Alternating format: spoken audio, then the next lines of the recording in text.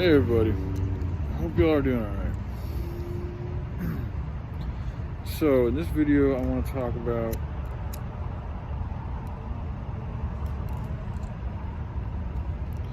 I think I'm just going to share life, right? People places, things happen to us, and I think everything happens for a reason. So everybody that I've met, everybody you've met in your life, there's all reason for it, as I just said. But anyway, so Mark, the person that I'm traveling with now, he's the dude that I originally met him. Dustin met him first at the library, and then I went over to meet Dustin, and Dustin introduced me to Mark, and then from there me and Mark went to the library, and Dustin I think went to an AA meeting or something. And when me and Mark went into the library, we started talking, and he just kind of we just hit it off. You guys know when you have good chemistry with another human being, it's not you figure it out pretty quick. The flow is just nice and fluid and smooth, and it feels good. And that's what happened with me and Mark. And we were at the library for probably less than an hour. We actually we were talking, and I had a feeling that somebody was going to say something, and sure enough the librarian came over. Well, actually it wasn't even the librarian. Somebody else in the library told us to go somewhere else, and so we did. And we went somewhere to another location in the library, and we started talking more, and he showed me a few of his drawings, his ideas for inventions, and he told me a little bit about his history and his past, and and then it became about time for dinner, and that's when he told me about Grace. Well, I'd already heard about Grace, but he told me his idea on going to Grace to get some dinner, and that's what our intention was. And we ended up going to a Walmart. He likes to park at Walmarts because around here, Gainesville, they're very cool and chill. They treat the homeless really well here, to be honest. And the Walmarts allow you to camp out in their parking lot. Just this morning, I might have seen it last night, but this morning I looked at it more specifically. A whole RV with a trailer and everything, like just all sorts of people park in the back parts of the Walmart parking lots. So that's what he does, and that's where I camp out. I sleep outside on the ground, and he sleeps in his van. But anyway, I sped up a little bit. Before all that, we went to Walmart that first night. We slept there, and then in the morning we went to Grace, and I got breakfast. And on the way to Grace, his van was just really, hurting. And when we were able to get to Grace, though, we got into Grace, got into a parking lot and all that. But once we were there, his vehicle would not work anymore. So he was stuck at Grace for like 3 weeks. I was there. I arrived with them initially, and I stayed there for a couple of days, and then I left. And that's when I was downtown near the library, and for like 10-12 days, I don't even know how long. And that's also where I met Soli, the lady friend who I helped out. And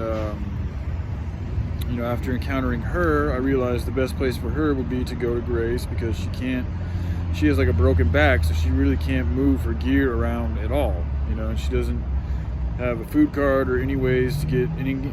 Well, she says she has a monthly income, but she didn't have any way to get food, and she was out of money. So I was like, Grace is the best place for you to go. Even though, the drug, they call it marketplace. We were joking around last night. They should just call it drug place, because, the parking lot is literally a marketplace for drugs. You have drug, but anyways, I don't need to get into all that shit. I'm just trying to give you guys an update on what's been going on in my life and where I'm at and kind of the flow of things. Because Mark, my brother's name is Mark too, so that's significant, for him to be named Mark. And he's also, ever since he was young, had a very, very, very powerful, righteous drive. So this is something that we share in common. And 2 or more, and he's in the midst. Every time that I've been around another, individual that feels like they have a righteous calling in their heart, and I think we all do. I just think it takes time for it to evolve and to manifest to a point to where you really acknowledge it. That's another thing too, is you got to acknowledge, the love that you have or the purpose you feel, and identify it. Just like with a problem, if you're really trying to solve a problem, you have to first be able to identify the problem. And the same is true with a calling. You have a calling that has desires and tendencies, and it leads you to places, and you experiment with things, and then from these experiences you're better able to kind of judge or determine or use your discernment to find out what type of a purpose you could specifically hone in on that is aligned with your calling. So that's what I've done, and that's what Mark, he's been working on ways to transform the transportation industry for years, for a very long time. And even before that, like I said, he was very, he didn't start drinking alcohol till he was, I think he said 45. So he lived for a long time. He lived a very pure, very spiritual, very enlightened lifestyle. Like, there was a point when he would tell me he wouldn't even curse, like just pure, just purity, just very, very, very pure. And I believe it, because like, even though, things have changed over the years, there still is, like, even just to speak on it and the way he speaks on it, the remembrance, the reverence he has for it, to me, it speaks of truth. And I've been living, working, traveling with this dude for, I don't even know how long, but we've known each other for almost a month. I had that time when I left Grace and he was still at Grace, but then when I came back to Grace, he was still there. And it was only a few days. No, actually I was there for a week. Yeah, I was there for a whole week the last time. But yeah, once he got his car running, we'd already been hanging out with each other and stuff, and I'd slowly moved away from Sully because I wanted to, I mean, it needed to happen. I wanted it to, but it also needed to happen. I needed to let her just be more self-sufficient on her own, and she even mentioned it too. Like, one day when she got drunk, she was like, "Oh, I could take care of myself," and I was like, touche, you're right, you can.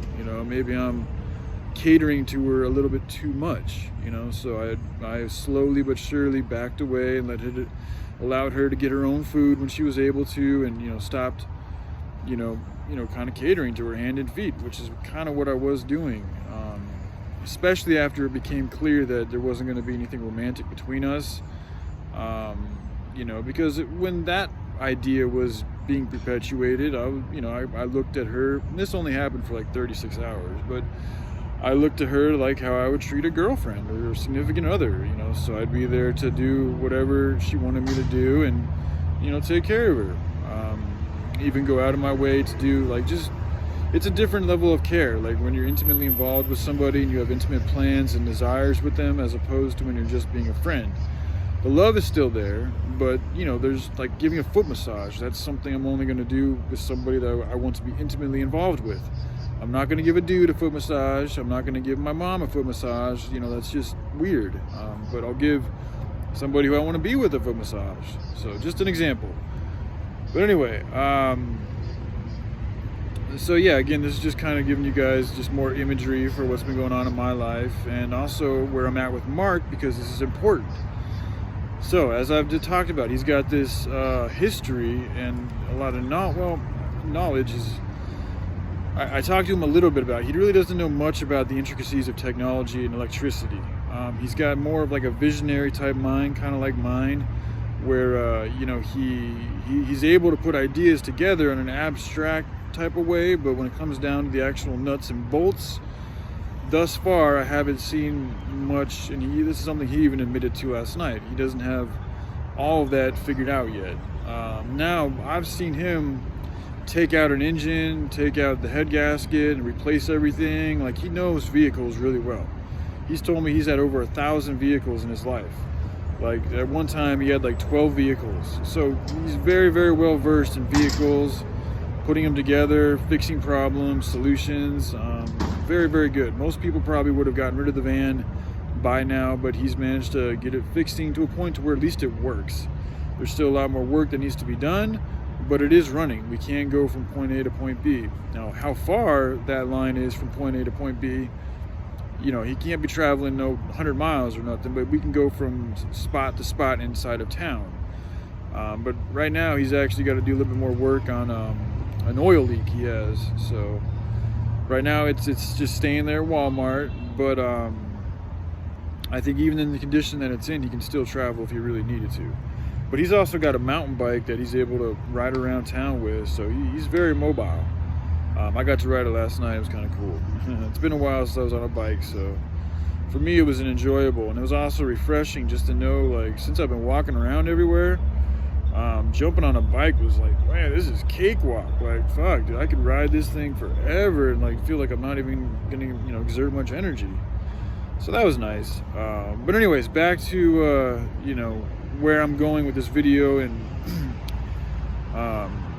yeah, so Mark, you know, he, like I said, he's got this passion to change the whole transportation system. I mean, initially for America, but the whole world. And he's also got just a very righteous drive. You know, he knows about the love of money is the root of all evil. He's very much on board with getting away from making a lot of money. I mean, he lives out of a van. He lives a very minimal life. He's always generous. He's giving things away all the time. So he's very much in tune with that melody, which is great. And you know, last night, you know, when he drinks, he opens up a lot more, and he's talking about, you know, he gives me a lot of, flatters me a lot. Like, you know, sometimes a little much, but I can also tell it's from the heart. Like, he's not just trying to say it to win me over or something. He's just truly expressing how he feels about me, you know. And to be honest, last night he even got a little, I've noticed he likes to touch my shoulders, and we sit in the van, so it's very close proximity to each other. But last night he took the touching to another level, where he started massaging my shoulder a little bit. So I just kind of moved away, you know, slowly, and not like in a abrupt way to, you know, show like I was, you know, super disturbed or anything, because I wasn't. You know, I when people touch you like that, it you know, I found that it's usually I mean, this is what my intuition tells me. I think a lot of times people do it for an energy sucking, to suck some energy out of you, or just take some energy, to absorb some energy from you. So when you touch somebody, your level of connectivity or conductivity to that energy source is greater because you're physically touching them. You can do it without touching them too, but if you touch them, it's just that much more of a connection, like wires. But then last night he took it to massaging my shoulder a little bit, like my muscles. Like, he was really like getting more into his touch with me, which was the first time he'd done anything like that. Like, initially I just thought he was doing an energy vampirism thing, which isn't homosexual at all. It's just him needing some energy. But when he started rubbing my shoulders like that, I started to think that, you know, maybe he's got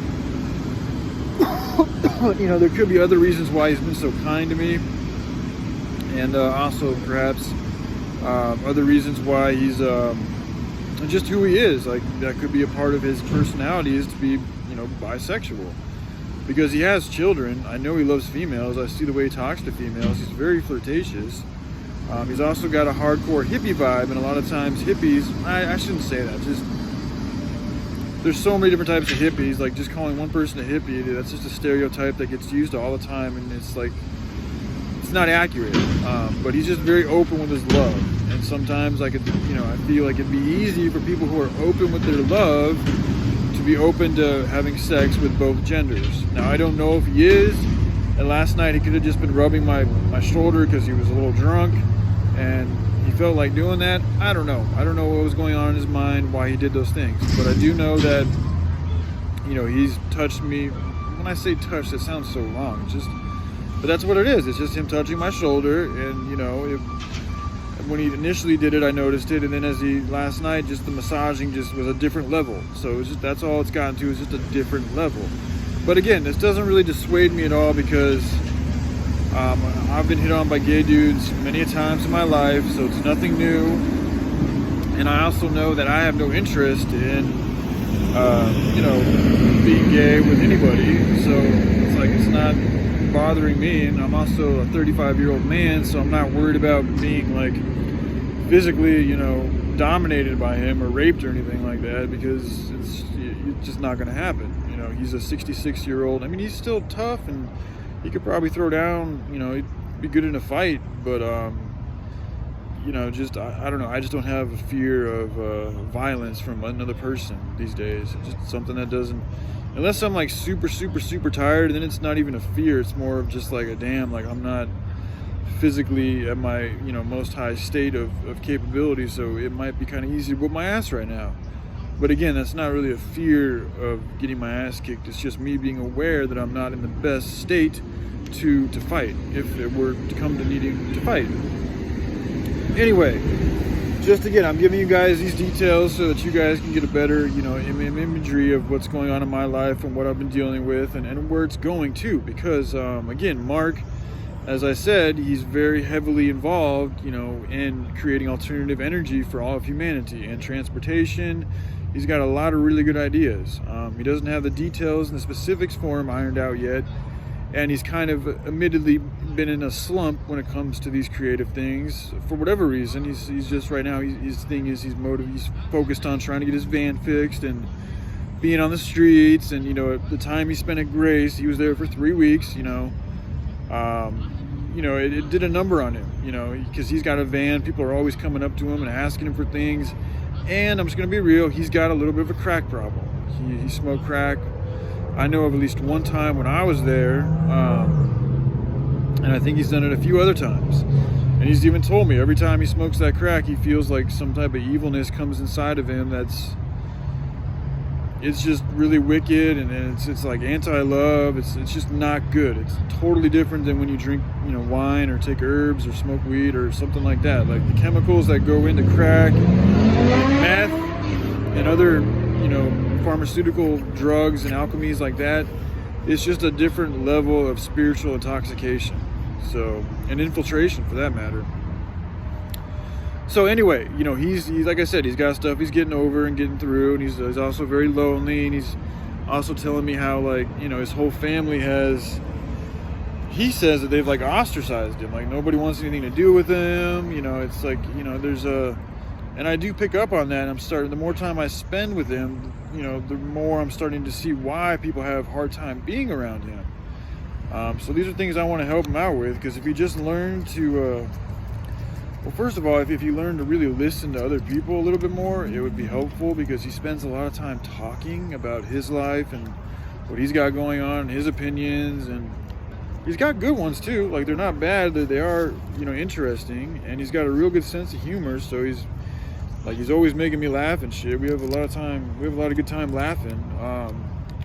But that's the one thing that he could work on from my perspective, is learning to really be able to give another human being his undivided attention and really just listen to them. And also not just to listen, but to, when I say listening, part of it isn't just hearing what they have to say and then moving on to another subject. It's taking that flow of what they have to say and seeing where it goes, even helping that flow out, hearing what somebody has to say and then helping them expand on their own inner thoughts. That's another aspect of listening that's just powerful. If you can do that, then that just makes you that much more better listener, and also just that much more better, ability to help lubricate somebody, in a sense, to help get them what's inside out, which is what talking and expression is all about. So if he was able to do that, if he was able to listen to people and help them express more of themselves and kind of just sit back and take a little bit more of a quiet and humbler approach to the situation, I think people would find being around him a little bit more pleasing. So anyway, again, I'm just giving you guys more details to just share with you the character and the situation that's going on here right now, because I do really think and believe that Mark and me are going to be I think we're going to end up coming up with some inventions, as well as continuing to work on this whole infrastructure idea. But I think part of the ability of this infrastructure to be really successful is by being innovative, is by creating new ways and alternative methods to doing things that are good for the humans and for the planet and all of life. And he's very much in tune to that. So,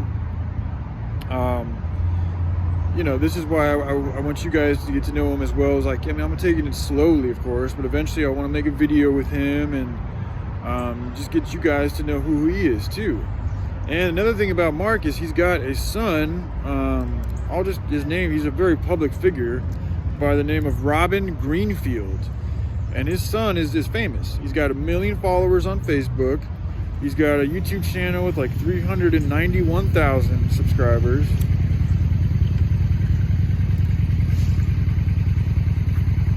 And his son is all into helping people grow more foods on their little plot of land, or a large plot of land if they have it. I mean, that's his main thing right now, is just helping humanity get back to being self-sufficient and able to grow their own foods so they don't have to go to supermarkets. It's really beautiful. And he's like a super health nut. He doesn't smoke, doesn't drink, doesn't do anything like that. He rides his bike like everywhere he can, like hundreds of miles if he needs to. I mean, he will hitchhike or get somebody to give him a ride if he's got to go like, you know, a very, very far distance. But if he's able to ride it on his bicycle, from what I've gathered, he rides it on his bicycle. And he's got a bicycle made partially out of bamboo, like just awesome stuff, man. I think part of the reason why he got famous was he did this thing in dumpsters where he would just dive in dumpsters, and he would show people all the things you can get out of dumpsters, all the things that people just throw away, and he'd put them to good use. And then on top of that, he also, for like a month or something, he walked around with trash bags full of all the trash that he consumed for a month. And there's pictures of this online. Like, it's literally like him with trash bags, all like, you know, inflated or, you know, expanded because of the trash inside of them. And he's got these trash bags from foot to toe to head, like completely covering his whole body. And it's all full of the trash that he consumed in a month. And it's a symbolic G, you know, he's showing people how much trash we all consume every single, well, I think he talks about it every single day, but just in a month too, just to show people, like, we go through a lot of trash. A lot of it does not break down very well or very easily or even at all. Styrofoam is horrible for the environment. Plastic bottles are, you know, destroying a lot of the oceans and rivers and creating just all sorts of you know, destructiveness. And just, I mean, it's a plastic bottle that, you know, it takes so little time to make, but it takes forever to decompose. The plastics aren't good for the human body. They're poisonous, a lot of them, and they're taking away from the earth, the precious oils of the earth. And there's completely beautiful and good alternatives like hemp and other fibers that one can use to make oil out of, to make plastic bottles out of. So it's just ridiculous on a number of levels. But anyway, his son, Robin Greenfield, like I said, he's a YouTube celebrity. He's got over 1 million followers on Facebook. He's into the green way of doing things, the clean way, the energy way, the eco-friendly energy way, just about sharing goodness and doing good works. He's got a few books published. He's famous, you know. But right now, him and his Mark and Robin, his son, aren't on talking terms really, because like I said, most of Mark's family has ostracized him because they don't like his drinking, they don't like his smoking. You know, he's a 66-year-old man running around in a van that barely works, and he gets a little check from the government every month, but other than that, he doesn't really have, you know, much to offer, you know, from their perspective. You know, from my perspective, I look at somebody with a beautiful, righteous heart, a lot of really good ideas, a lot of passion, a great sense of humor. I mean, he's always laughing. We laugh all the time, dude. That's one thing I really love about Mark, is his ability to stay positive in light of whatever's going on, you know, because he's been on the streets, like, you know, for a very large part of his life. So it's, you know, to be able to stay up and positive and uplifting in moments when you're living on the streets, that's powerful, you know. So but yeah, that's just another little aspect of the relationship I have with Mark, and also just opportunities to help this thing grow. Because, you know, if me and Mark can get into like a little bit of a healthier headspace and in physical and spiritual place, you know, I feel like his son, you know, we also got to get this idea professionalized a little bit more, but we could, you know, reach out to his son and try to build up a relationship with them again. He gets to know me. His son's only a few years older than me too, so like we're in the same age bracket, so we should be able to relate to some things. And, you know, his son could possibly help us, you know, spread this idea, and also help work on the idea. And that, you know, I mean, that's his immediate family, that's his son. So to me, and then Mark himself has 5,000 followers on Facebook, and he knows a lot of music. He's deep into music. Like, he's been to so many concerts. He's met Bob Dylan. He's met Neil Young. He's been behind stage with a lot of these people. He's helped them out with little backstage type projects. He gave an 1861 Bible to Bob Dylan. He's deep in the music scene. He knows a lot of people from the music scene. Like, that's what mainly his Facebook is about, is music. So, and that's a huge part of the project too, which I don't talk about very much, but it is bringing back live music, bringing back creating music, bringing back organic. I mean, I don't mind the electric guitar and stuff, but I think that the acoustic way of making music is very organic. It's beautiful, and it also just spiritually helps connect with, I think, Mother Nature a little bit better than the electricity does. So, you know, I definitely want to help implement more acoustic, you know, organic feeling and sounding sounds and vibrations to the world. You know, but we can also use electric. Doesn't mean I'm totally against electric guitars or amps or anything like that. But yeah, music is going to be a huge part of this movement, and he knows a lot of musicians, famous ones too. He also has a book. He showed me this book full of, like, well, just parts of a book full of potential investors, like everybody from part of the Walt Disney family to I'm trying to think off the top of my head. I know the Walt Disney is one of the people from the Walt Disney family is a big one we talked about for a while, so that's why I remember it. But he's got quite a few of potential investors, and a lot of times he's told me he's had opportunities where people want to work with him, but he ends up not following up. He ends up just thinking he's not good enough, or shying away, or coming up with an excuse, or whatever the reason is. A lot of the times when he gets presented with these opportunities, he just doesn't make the most of them that he can. This is something he's admitted to me himself, so I'm not just speaking on this as my opinion. This is actually words that come out of his mouth.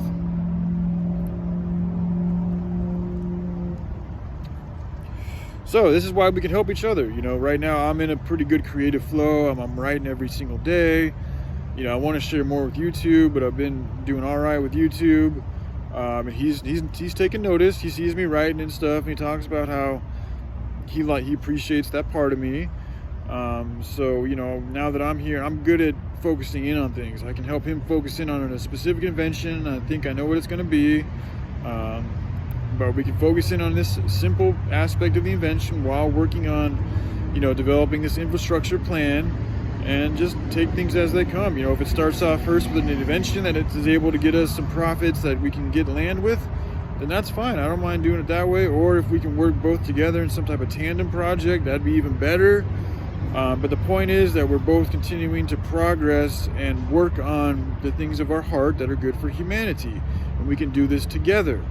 And whenever there's two or minds put together, you know, two or more, he's in the midst. Even just creatively speaking, if y'all are able to share and brainstorm your ideas, and, you know, share your guys' mutual, or not mutual, but different experiences in a mutual way, it can be very beneficial. You know, because I'm younger and I've got kind of a little bit more of a motivating, you know, energetic vibe to do this, but he's also got a ton of wisdom, and he knows a lot of people, and he has a son who's famous. So there's things we can all do to help out. We all have a purpose. We all have a place in this grand narrative.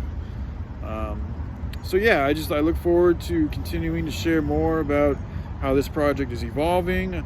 I look forward to sharing more about my life, and I look forward to hopefully sharing, you know, more of these characters that I call them characters because we're all characters. You know, I don't try to say that in a degrading way because they're not real or anything. No, they're real characters. But yeah, I'd love to share with you guys, and I'm still in Gainesville, so Dustin is still around this area. I haven't talked to him in a while, but I still want to get Dustin on camera.